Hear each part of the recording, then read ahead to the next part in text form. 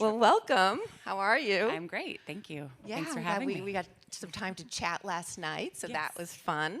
And actually, I also interviewed MK for our BTS Brand Insider series, which I talk with influential women marketers and hear all about their backstory. So I got all the scoop on her. So that will be airing this week, actually, if you want to find out all her dirty I secrets. was going to say all the dirty details. No. Definitely. Well, for this one, we'll keep it clean. We'll just stick with the professional stuff. Well, first, just talk about Danone and like your role at Danone. Yeah. So Danone is a purpose-based company. We are one of the largest B Corps in the world, and we want to bring health through food to as many people as possible. So we're an innovative food manufacturer in categories like yogurt, plant-based, beverages, as well as kids' nutrition. So some of our brands that you might know and recognize are Silk, International Delight Coffee Creamers, Evian, just to name a few, and Oikos is another one of our yogurt brands. And I guess, do you want me to talk about my role there? Or? That's what I asked. So my role is specifically in our marketing center of excellence. And I focus on media strategy, media planning and buying across our enterprise of brands. So our goal is to provide that media expertise in-house to our brand teams, to our cross-functional teams, and work with them through our agency to bring all of our media plans to life. So I have been with Danone 5 years. Prior to that, I was agency side and worked in a shopper marketing historically based agency called Integer. And working there, I always had I was in a media team doing planning and buying, but we did a lot of then retail media. And so fast forward to now, because of the growth of retail media, and I have a specific interest in that, and helping lead not only our brands, but our company within Danone, I've started to take this on and work and connect with our shopper teams and our agencies and ourselves internally to really figure out how we invest from a national media standpoint, above and beyond what we're doing from a shopper marketing standpoint in retail media. Well, in the sense, and I mentioned it at the open a little bit about the silos, and so that's perfectly before we get into what you've been doing with RMNs, but just talk about within your organization, working with your shopper marketers and your team and anyone else that obviously is involved in this. How did that need to change before you were actually going to be able to move forward? Yeah, and there's, I'm sure, silos that exist in every company, but I like to think of it as like how we collaborate together regardless of what department you're in. And so that's really what we've taken on, is figuring out how to work together better, understand what each team is doing so that we can go to market together collectively.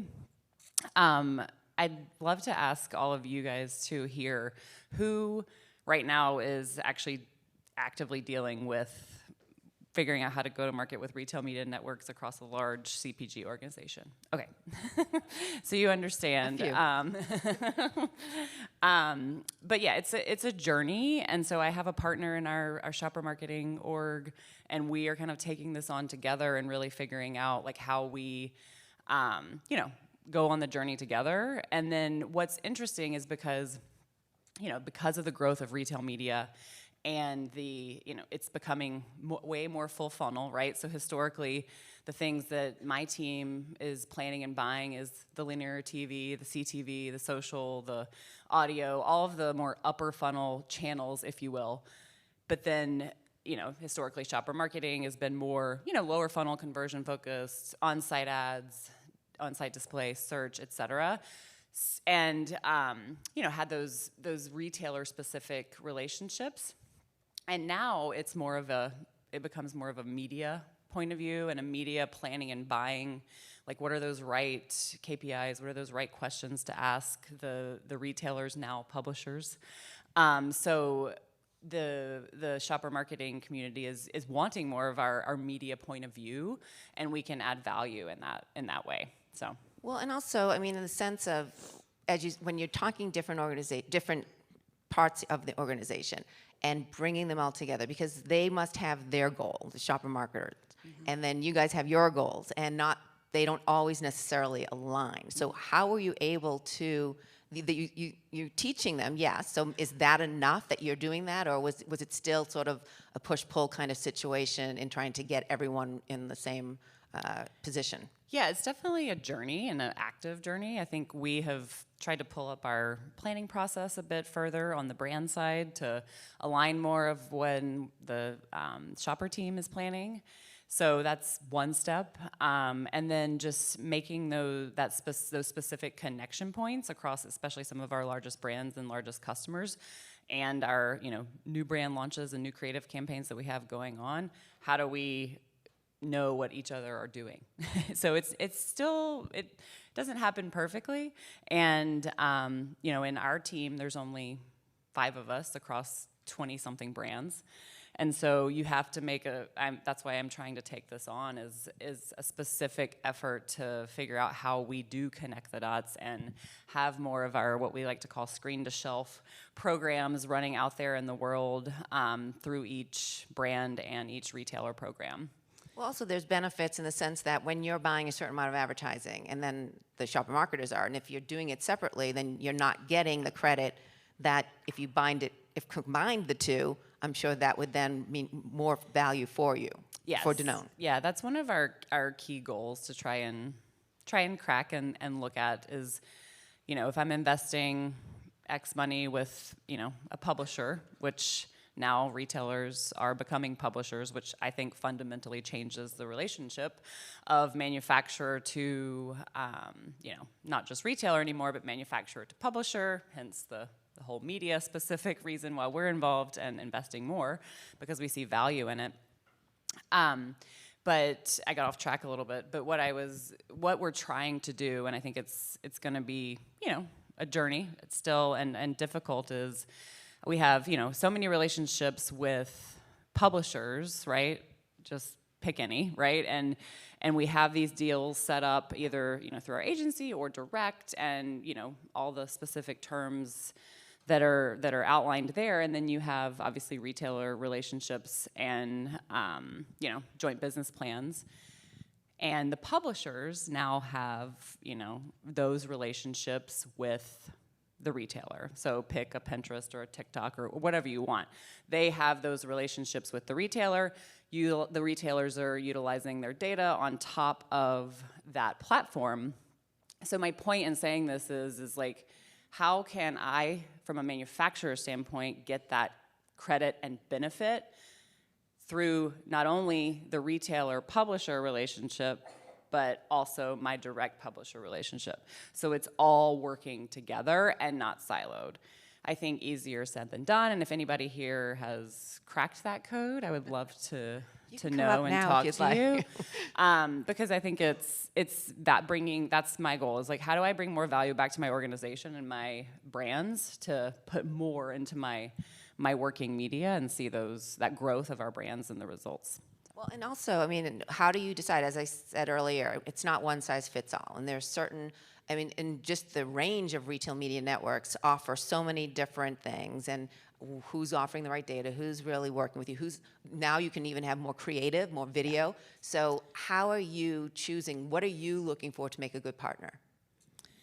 Yeah, I mean, it's obviously first and foremost, we look at what data they can provide, not only just the data of who we're targeting, but then on the back end, what are the insights that I learn about what else they're buying and how they react to my creative. Are they new to my brand? Or they repeat?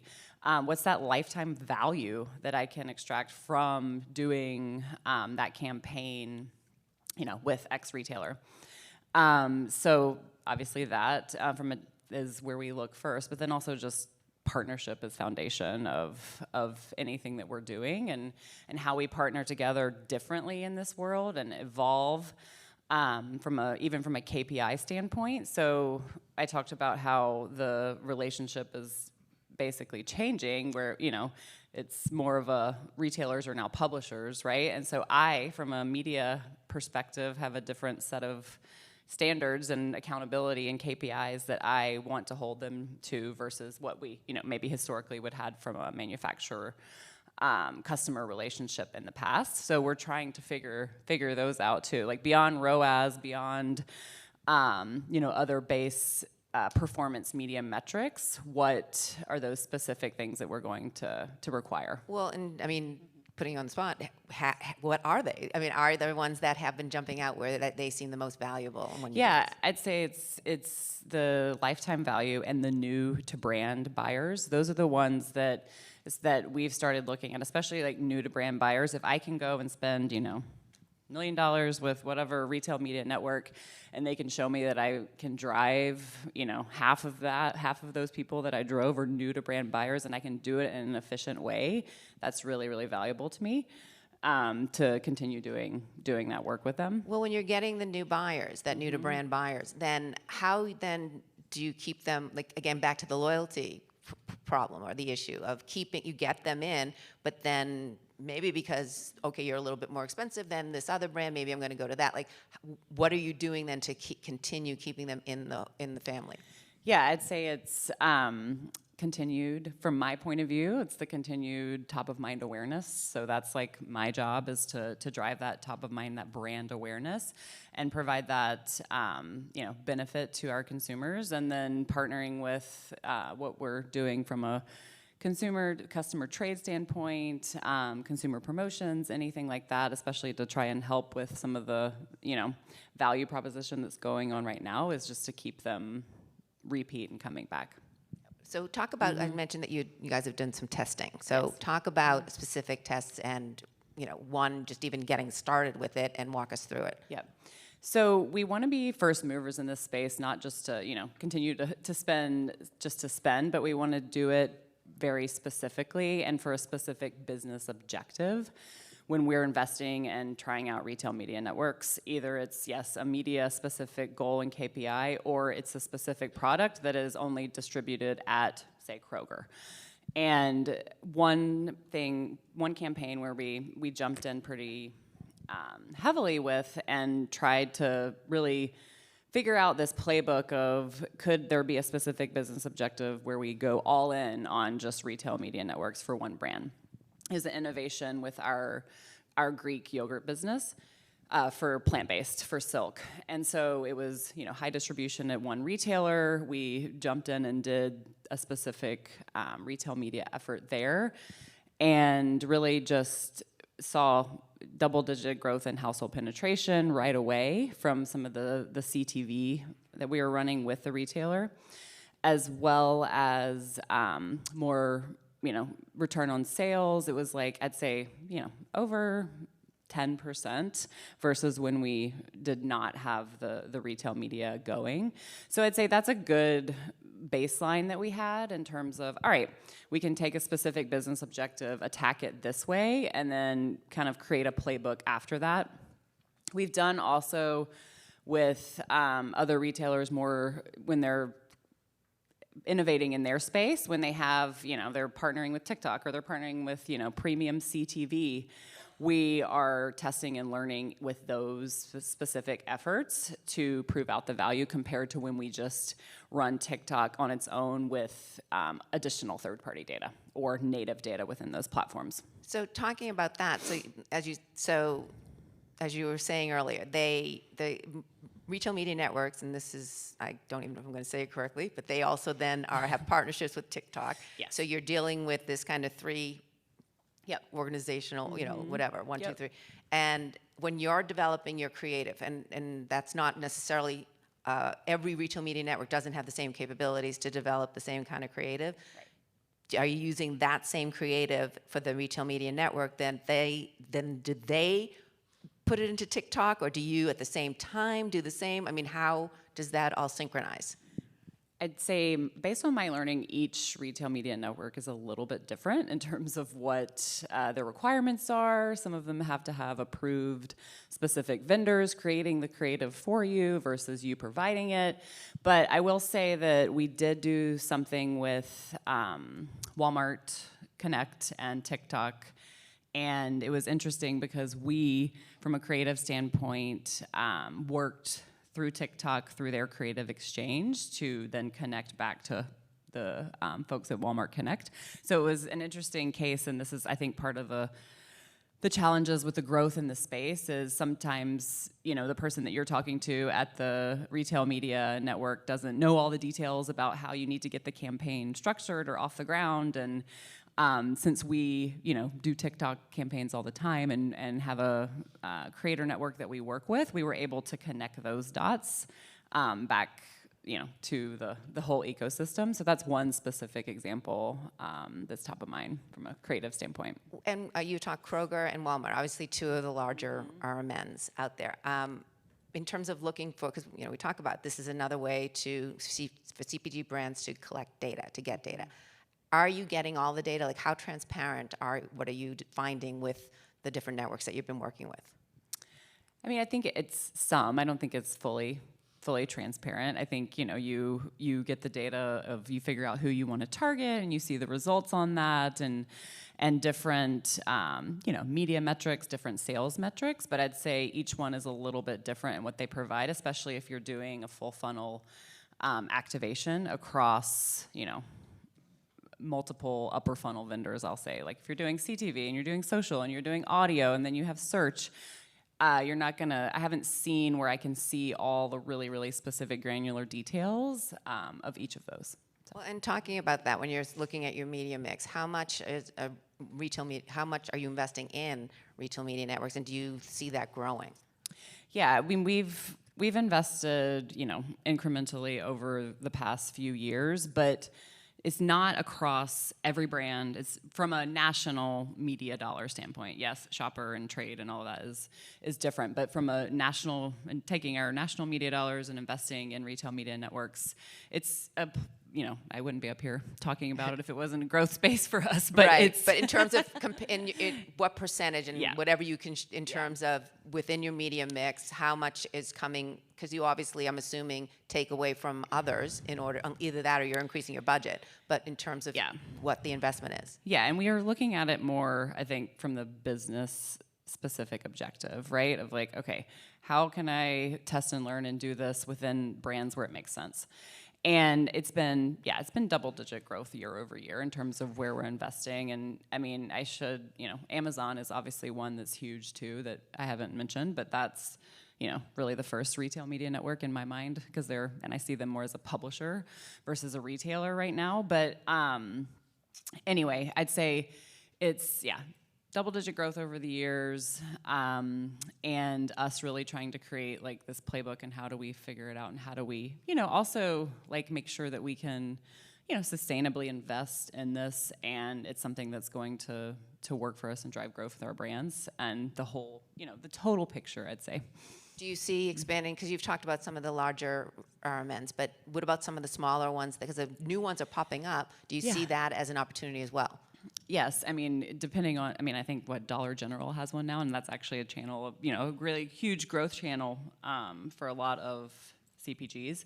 So the Dollar Channel. So yes, it's like everyone that pops up, we have to understand their capabilities, understand what we're already doing with them from a sales shopper standpoint, and then what's that opportunity for us to test and learn. Well, before I get into what you learned, more challenges. Like what would you say were the biggest challenges through this whole evolution?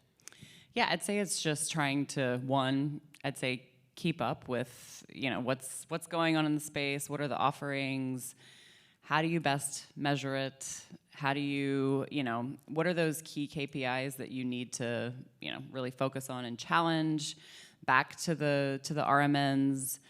And, just new ways of working. We have like really specific goals internally that we're tackling this year to help with some of this. And it's, refine our ways of working, work closer, better together, as I mentioned, more upstream planning so that we can also minimize overlap. That's another thing where if you're, a lot of stuff we're uncovering and working more together with my shopper colleagues is like, okay, we might be buying some same things at the same time. So let's not do that, and we'll figure out how to coordinate it better so that we're not driving up costs for each other.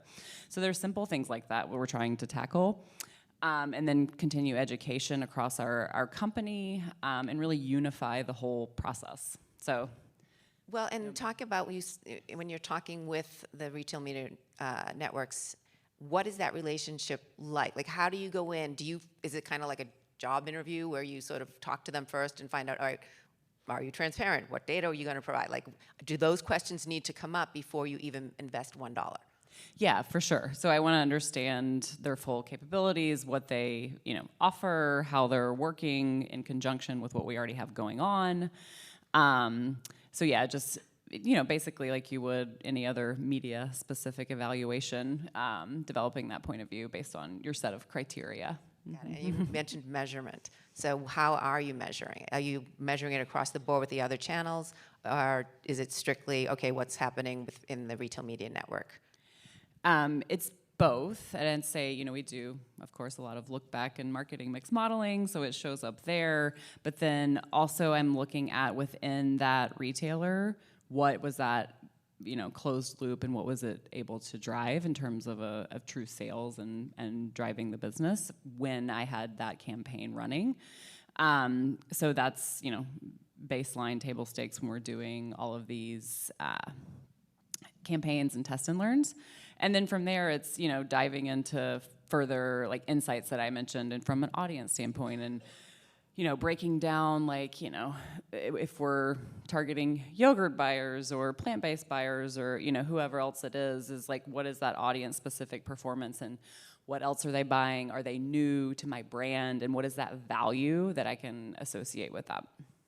So before, I'm going to ask you one more question, but Yeah. then I'm going to open it up for everyone else if you have questions for MK. But just the learnings. What is give us some of your, you can give more than one learnings, but especially I'd want to hear what the biggest learning was for you, the most valuable.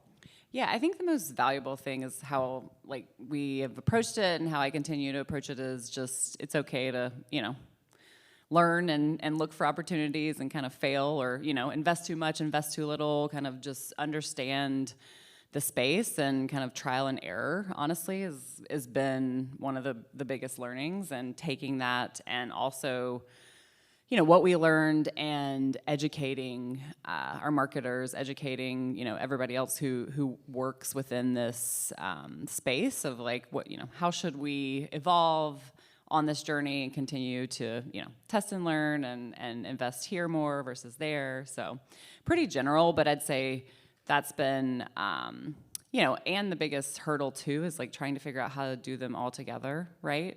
If we are gonna live in that world, we're investing in multiple ones across the board. How do you manage frequency? Is that, yes, that's important, but is it important if it's a specific retail, tied to a specific retailer? I don't know. There's so many questions that I wish I had answers to, so. What are you most excited about moving forward with Yeah. it? But is there something are you seeing that, okay, this is really what's going to make a difference for you guys?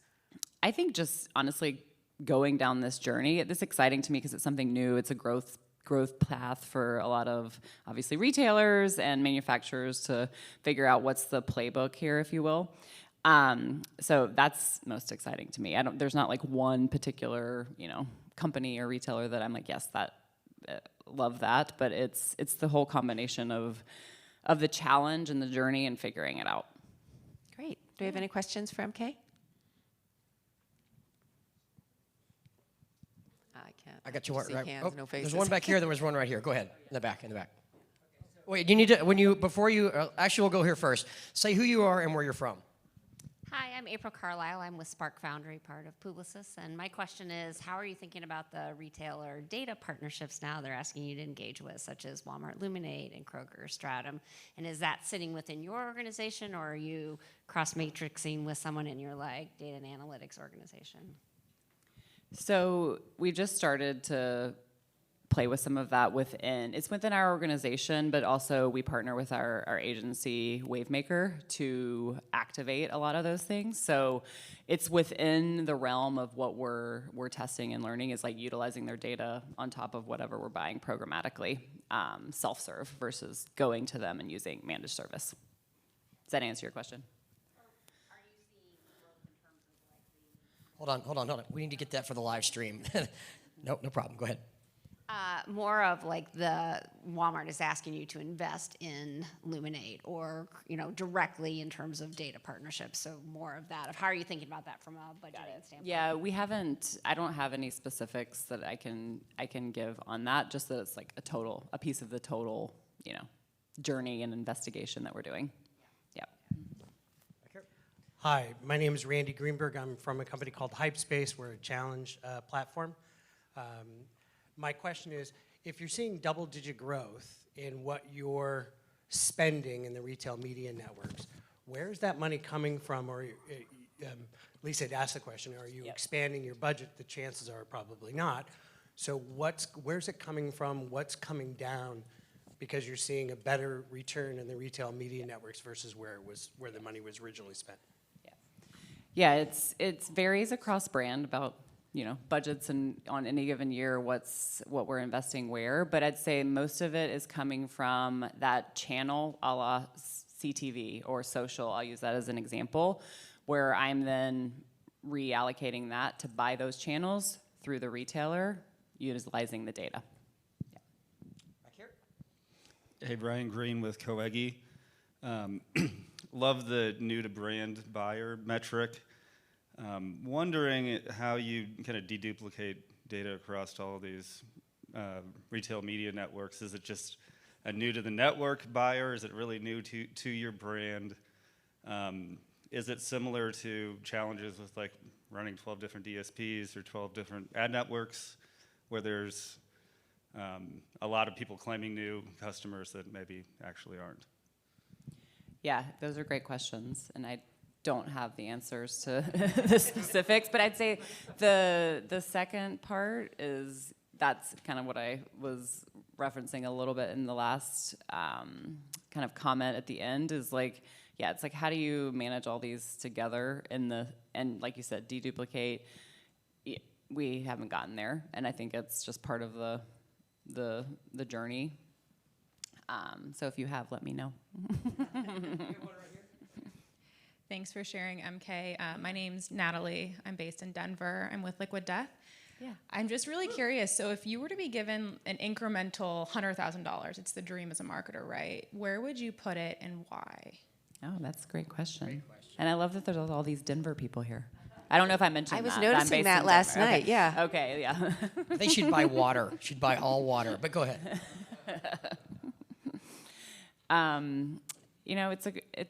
That's an awesome question, and I'd say I would probably invest it in something that I haven't done before. I won't say like a retail media network or this or that, and that's like kind of our mentality is to figure out, something that's new and up and coming to test and learn and see the value. So like, for example, this came up a few years ago where I think it was like a DoorDash or something that was, innovating in the space from a performance marketing standpoint, and you think about what we sell, and you're like, well, that doesn't really make sense, but okay, let me, try that and see from a search perspective, like how that would perform, and that did really well. So that's an awesome question, and I don't have a super awesome answer, but within this space, I would say I would put it within, since we're talking about this, an innovative place that I could get some great learnings and then extrapolate that across other businesses. You can actually give it back to Natalie later I because will. she'll be talking, and you can throw her one of those questions. I do love that question, though. I'm writing it down. Do we have anyone else? All right. Well, thank you, MK. That was awesome. Let's give her a big Thank round of you. applause.